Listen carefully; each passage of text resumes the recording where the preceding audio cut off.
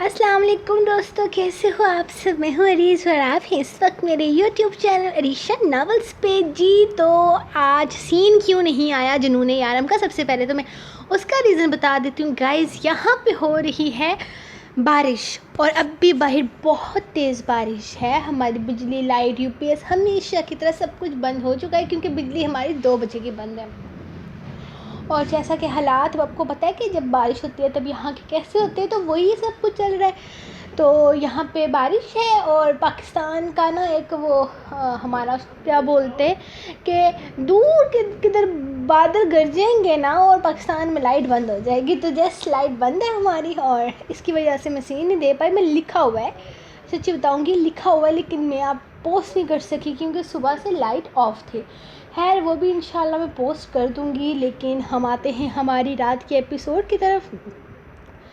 तो गल्ले शल्ले करेंगे हम बाद में, पहले हम पढ़ेंगे आज की एपिसोड। तो लेट्स स्टार्ट आज की एपिसोड,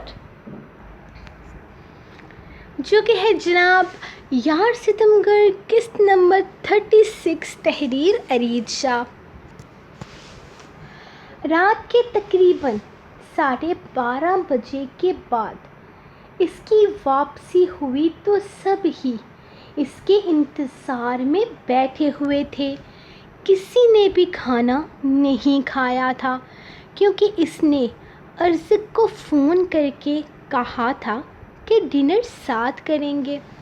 हाँ, इसे लगा था कि इसकी वापसी जल्दी हो जाएगी और इतना ज़्यादा लेट हो जाएगा इसे हरगिज़ अंदाज़ा ना था। खैर कराची तो वो पहले ही पहुंच आया था, बीच में एक और काम निकल आया था और अपने इस काम को निपटाते निपटाते इसे थोड़ा ज़्यादा वक्त लग गया था और अब इसे शर्मिंदगी हो रही थी कि क्यों इसने अर्ज़क से कहा था कि वो डिनर पर इसका इंतज़ार करे। इस वक्त वो चारों ही भूखे बैठे हुए थे। इसकी मासूम बीवी, इसकी बीवी तो मासूम थी, कुछ कहती ही नहीं थी, लेकिन वो तीनों इसके इंतज़ार में बैठे अब इसे काफ़ी सख्त निगाहों से घूर रहे थे। अंदाज़ ऐसा था कि इन्हें भूखा रखने की सज़ा के तौर पर वो तीनों अब इसी का बारबेक्यू करके खाएंगे। अच्छा बाबा, ठीक है, गलती मेरी है, मैं मानता हूँ। अच्छा बाबा, ठीक है, मेरी गलती है, मैं मानता हूँ। अब इस तरह से घूर कर मज़ीद शर्मिंदा ना करो। मुझे हरगिज़ अंदाज़ा नहीं था कि मुझे इतना टाइम लग जाएगा। यकीनन तुम लोगों ने खाना नहीं खाया होगा।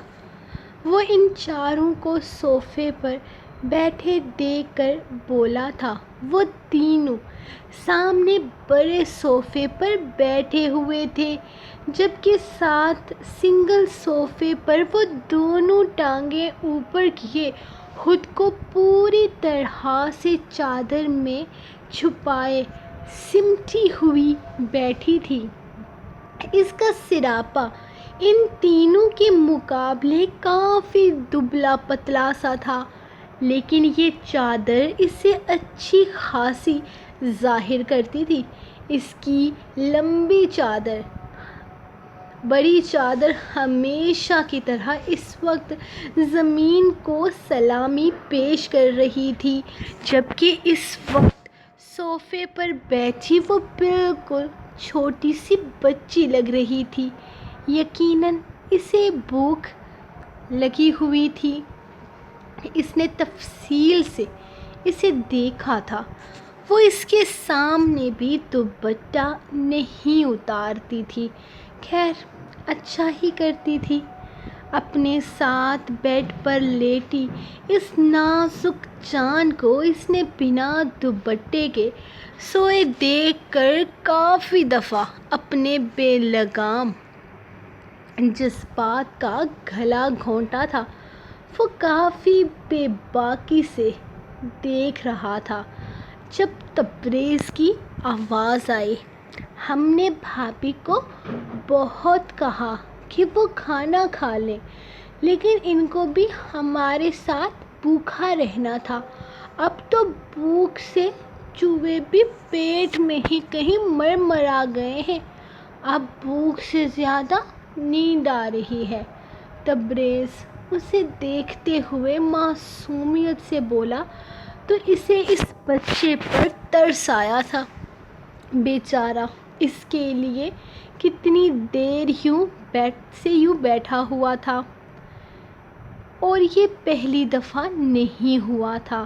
اگر وہ ان کو کہہ دیتا کہ سب ساتھ ڈنر کریں گے تو کوئی بھی کھانا نہیں کھاتا تھا۔ اس وقت بھی وہ اس کے انتظار میں بیٹھے ہوئے تھے۔ بہت اچھا کیا تمہاری بھابھی نے کھانا نہیں کھایا، کیونکہ تم لوگوں سے زیادہ اس کا فرض ہے میرے کھانے پینے کا خیال رکھنا، میرا انتظار کرنا، میرے لیے اچھے اچھے کھانے بنانا۔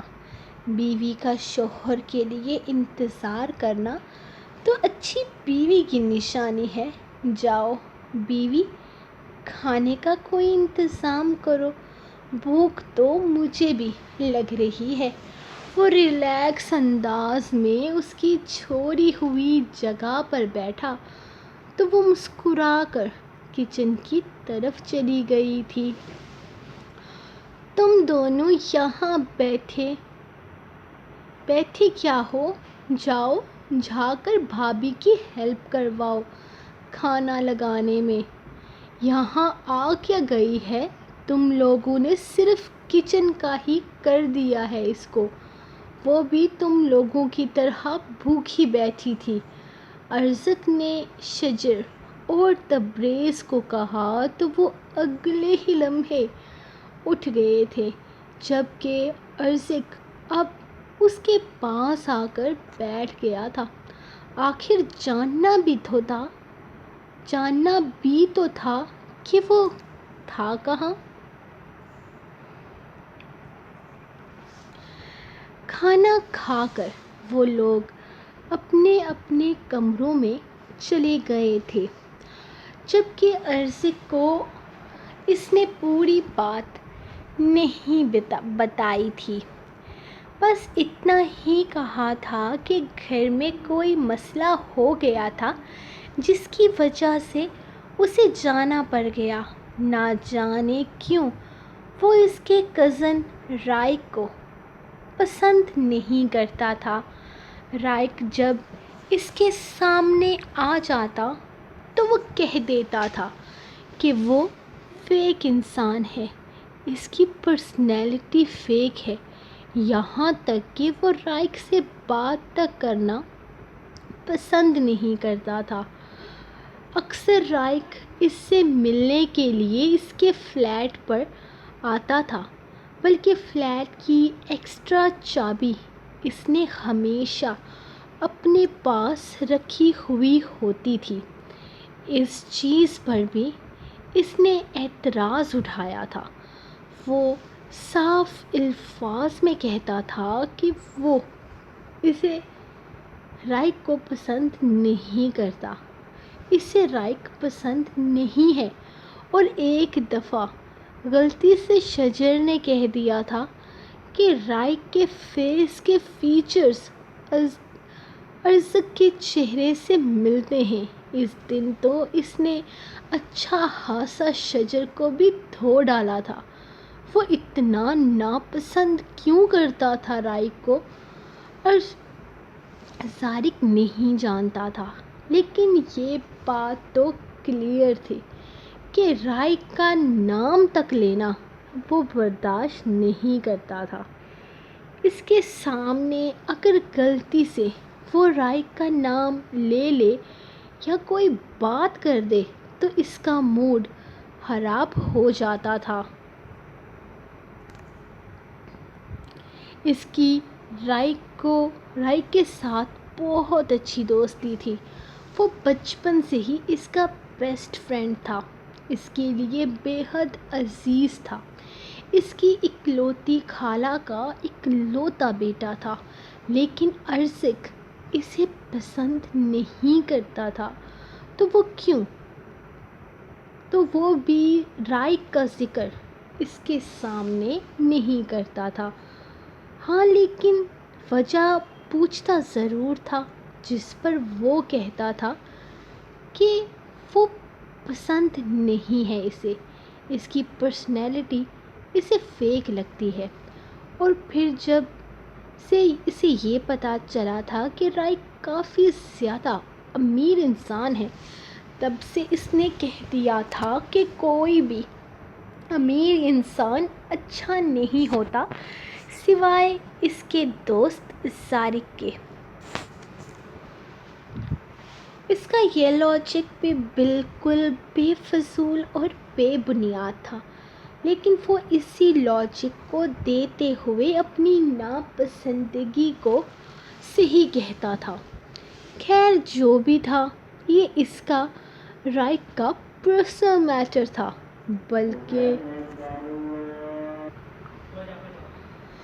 بلکہ رائق اور اس کا کچھ بھی پرسنل تھا ہی نہیں۔ رائق تو کبھی بھی اس کی طرف سے ناپسندگی کا اظہار نہیں کیا تھا، بلکہ اس کے تینوں دوستوں سے مل کر وہ ان کی تعریفیں بھی کر گیا تھا۔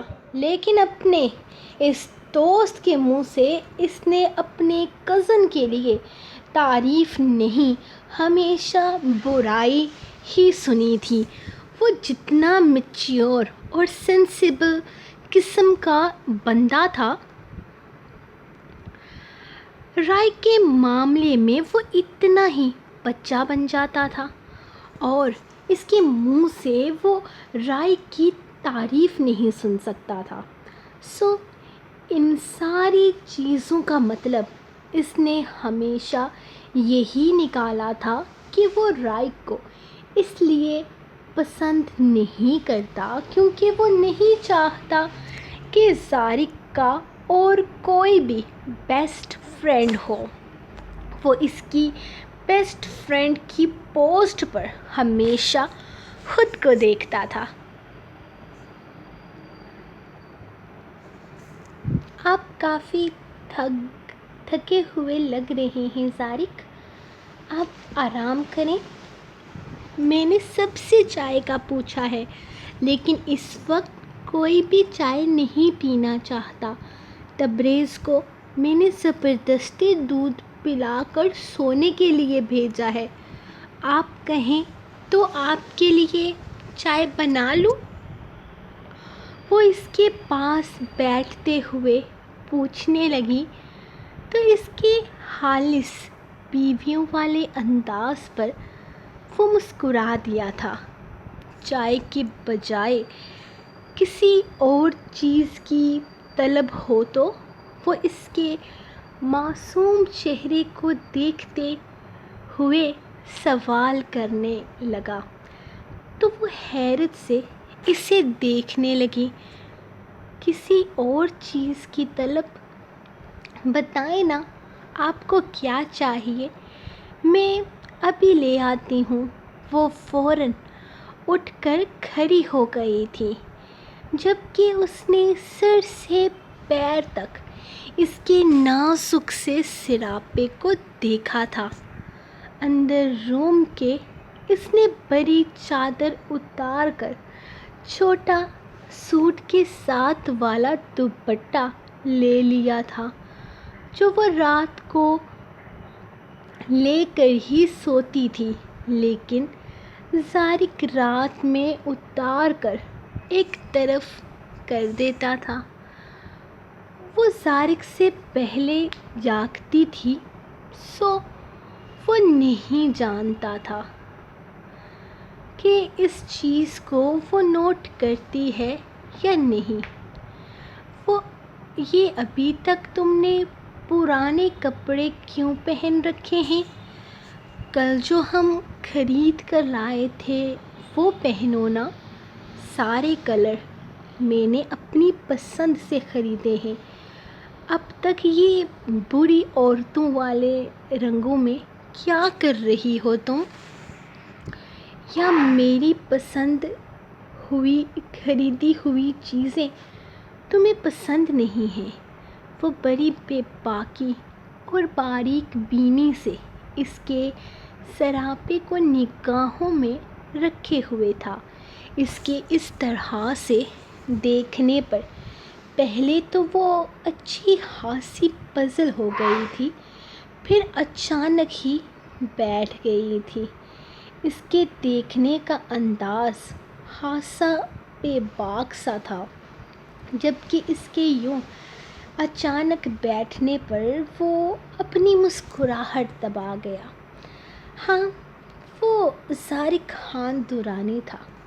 وہ آنکھوں ہی آنکھوں میں سامنے والے کو فنا کرنے کا ہنر رکھتا تھا، تو اس کی بیوی اس کی نگاہوں کو کیسے محسوس نہ کرے؟ یہ الگ بات تھی کہ وہ اپنی بیوی کو دشمن کی نظر سے نہیں دیکھ رہا تھا۔ ہاں، لیکن جس نظر سے دیکھ رہا تھا اس کا چھپنا ہی بنتا تھا۔ محترمہ، ابھی تو صرف دیکھ رہا ہوں تو تمہاری یہ حالت ہو رہی ہے۔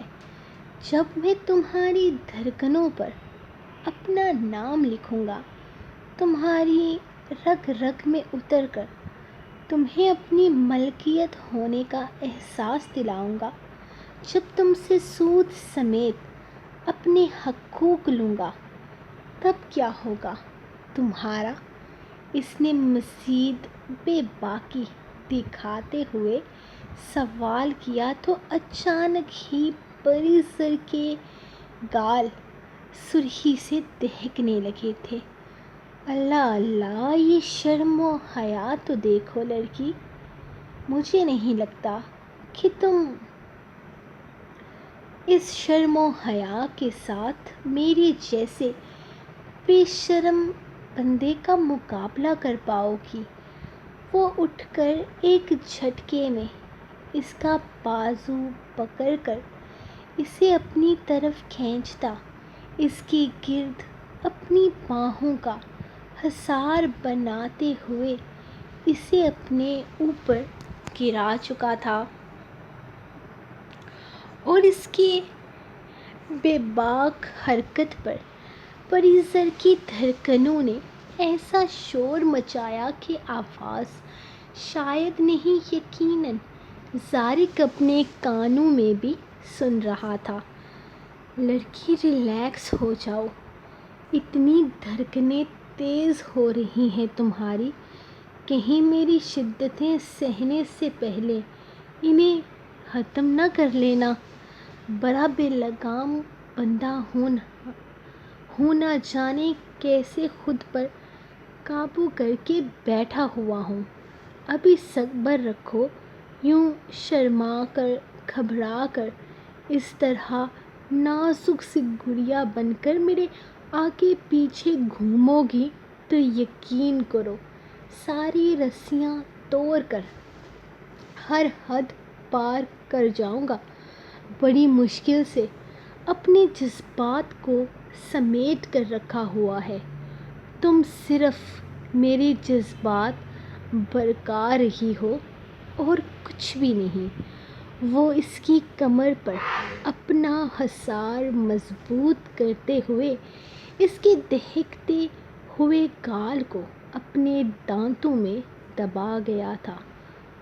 وہ سسک کر اس سے دور ہٹنے کی ناکام سی کوشش کرنے لگی تھی، لیکن جس انداز میں اس نے اسے پکڑ رکھا تھا، اس سے دور جانا تو ایک ناممکن سی بات تھی، جبکہ جس طرح وہ اس کی پناہوں میں کانپ رہی تھی وہ اپنے سارے جذبات کو ہاتھوں سے نکلتا محسوس کرنے لگا تھا۔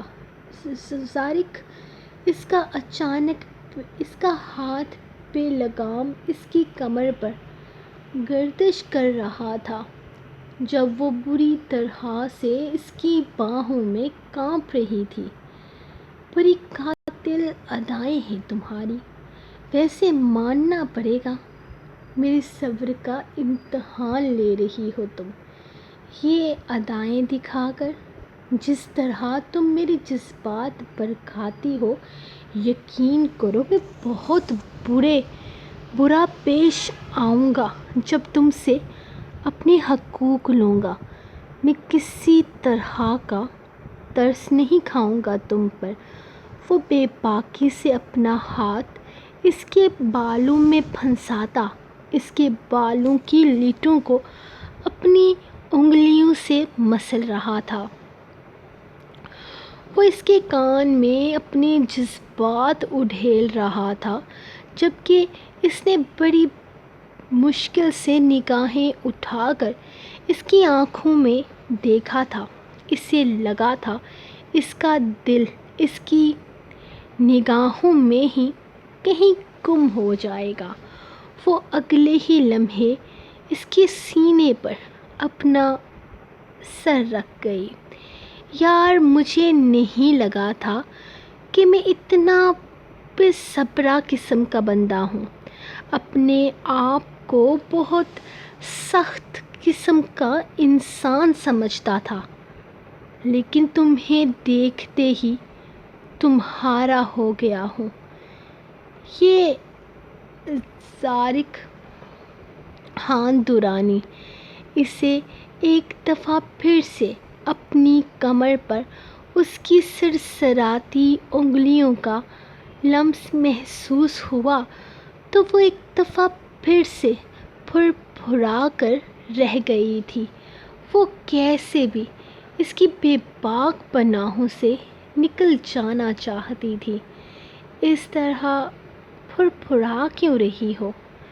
جانے من یہ سہمی نظر، یہ کم سن عمر، یہ دلکشی سب کچھ میری ہی تو ہے۔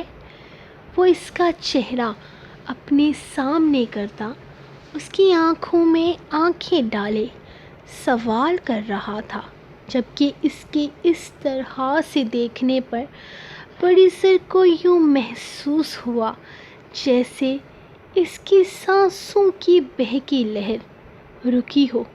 اس کی دھڑکنیں رک رک کر شور مچا رہی تھی جب اچانک وہ اسے بیڈ پر گراتا اس کے اوپر سایہ فگن ہوا تھا۔ بہت ہی بری لگتی ہے تمہاری یہ حرکت مجھے۔ جب میں بات کرتا ہوں میری آنکھوں میں آنکھیں ڈال کر جواب کیوں نہیں دیتی ہو؟ اس طرح مزاحمت کیوں کرتی ہو؟ اس طرح پھر پھرا کیوں رہی ہو جیسے اپنی بیوی کے پاس نہیں کسی غیر لڑکی کے پاس ہوں؟ ہمارے رشتے کے تمام تر تقاضے سمجھ کے آئی ہو نا یہاں پہ؟ اب کی دفعہ وہ سختی سے پوچھ رہا تھا۔ یہ چیز وہ بہت زیادہ نوٹ کرتا تھا کہ وہ شرماتی تھی، لیکن جس طرح وہ کانپتی تھی، سہمتی تھی، اس سے ڈرتی تھی، اسے اچھا نہیں لگتا تھا۔ اس کا شرمایا ہوا روپ وہ اپنے دل میں کہیں محفوظ کر لینا چاہتا تھا، لیکن پھر بھی جس طرح وہ سہم کر اس کی قربت کے لمحات سے نکلنے کے بعد بھی کانپتی رہتی تھی، وہ اپنے آپ میں گلٹ محسوس کرنے لگتا تھا۔ وہ اپنے شوہر کی قربت کو اپنے چہرے سے چھپا نہیں سکتی تھی۔ اس کا چہرہ اس کے دل کا حال بیان کر دیتا تھا۔ ٹھیک ہے، آج کے بعد میں اس طرح تمہارے پاس نہیں آؤں گا، شاید مجھے خود ہی فی الحال یہ فاصلے مٹانے نہیں چاہیے۔ میں سوچ رہا تھا کہ جب تک ہم یہ رشتہ شروع کرتے ہیں میں تمہیں اپنے ساتھ کمفرٹیبل کرنے کی کوشش کرتا ہوں، لیکن نہیں، تم شاید ایسا نہیں چاہتی ہو۔ خیر، شاید میں اس زبردستی کے رشتے کو لے کر کچھ زیادہ سیریس ہو گیا ہوں۔ وہ اچانک سے اس کے قریب سے اٹھ کر کھڑا ہوا تو پریزر اگلے ہی لمحے اس کا بازو تھام لیا تھا۔ نہیں زارق، ایسا تو نہیں ہے۔ وہ یہ سیدھی اور کلیئر بات کرو پڑی۔ مجھے یہ کانپتے لہجے میں باتیں کرتی لڑکیاں پسند نہیں ہیں۔ مجھے تھوڑی بولڈ اور بے باک قسم کی لڑکیاں پسند ہیں۔ کم سے کم اپنے دل کی بات تو اپنے شوہر کے سامنے کر سکے نا۔ اس طرح بکری کی طرح میں کرنے والی لڑکی جو اپنے ہی ہم سفر کے سامنے اپنی کوئی بات مکمل نہ کر سکے، ایسی لڑکی کم سے کم میری پسند نہیں ہے۔ وہ اس کے چہرے کو دیکھتے ہوئے بولا تو وہ بیچاری مزید شرمندہ ہو گئی تھی، جبکہ اب زارق اس کے رونے جیسی شکل دیکھ کر پریشان ہو گیا تھا۔ وہ تو صرف یہ سمجھانا چاہتا تھا کہ وہ اس سے ہر طرح کی بات کھل کر کر سکتی ہے، لیکن اس نے تو رونی صورت بنا لی تھی۔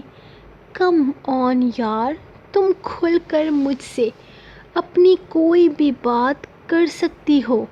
وہ اس کے پاس بیٹھتے ہوئے پھر سے بولا تھا، جبکہ پری چہرہ جھکا گئی تھی، جبکہ اس کا یوں چہرہ جھکا کر آنسو بہانا زارق کو بالکل اچھا نہیں لگا تھا۔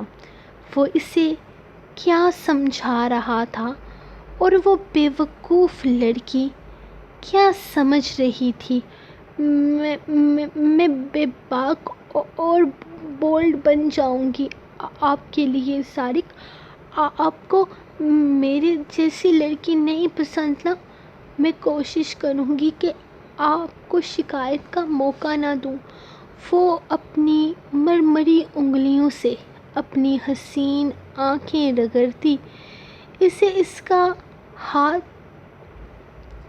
ہاتھ تھامنے پر مجبور ہو گئی تھی۔ وہ ایک جھٹکے میں اسے کھینچ کر اپنے قریب کرتا اس کے لبوں کو اپنے لبوں میں قید کر گیا تھا۔ وہ اس لحاظ سے بے باک اور بولڈ لڑکی کی بات کر رہا تھا جو اپنے شوہر کے سامنے اپنی پرابلم بیان کر سکے، اور یہ لڑکی کیا سمجھی تھی اسے ہرگز اندازہ نہیں تھا۔ ہاں، لیکن اسے اپنی بے باک اور بولڈ بیوی دیکھنے کا اچانک ہی شوق چڑھا تھا۔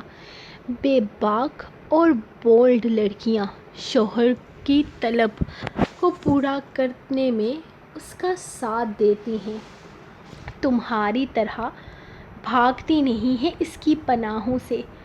وہ جو اس کے ہونٹوں کو اپنے لبوں میں قید کرتا اس کے لبوں سے میٹھا جام پی رہا تھا، اس کے پھر سے مزاحمت کرنے پر اس کے لبوں کو آزادی بخشتے ہوئے جیسے اسے سمجھاتے ہوئے بولا تھا۔ وہ اپنی دھڑکنوں میں بوچھال محسوس کرتی ایک نظر اسے دیکھتے ہوئے اچانک اس کا چہرہ تھامے اس کے لبوں پر جھک گئی تھی۔ انداز ایسا تھا جیسے وہ اس کے لبوں کو چھوڑنے کا ارادہ نہ رکھتی ہو، جبکہ زارق خود بھی شاکڈ کی کیفیت میں اپنے ہونٹوں پر اس کے گداز لبوں کا لمس محسوس کر رہا تھا۔ وہ بس اپنے ہونٹوں پر کو اس کی ہونٹوں پر کافی شدت سے رکھے ہوئے تھی۔ یقیناً یہ اس کا پہلا کسنگ ایکسپیرئنس تھا جو کہ بہت ہی خراب تھا۔ اس نے اسے پوری طرح سے اپنی پکڑ میں قید کیا تھا، لیکن اب کی دفعہ بھی اس نے اس کے ہونٹوں سے اپنے ہونٹ نہ ہٹائے۔ شاید آج ہی وہ اپنے آپ کو اس دنیا کی سب سے بے باک اور بولڈ لڑکی ثابت کرنا چاہتی تھی، لیکن اس کا یہ انداز بالکل بچوں جیسا تھا، جیسے کوئی بچہ ضد پکڑ لیتا ہے کہ وہ ایک کام کر کے ہی رہے گا، بے شک اس کام میں وہ پوری طرح سے اناڑی ہی کیوں نہ ہو۔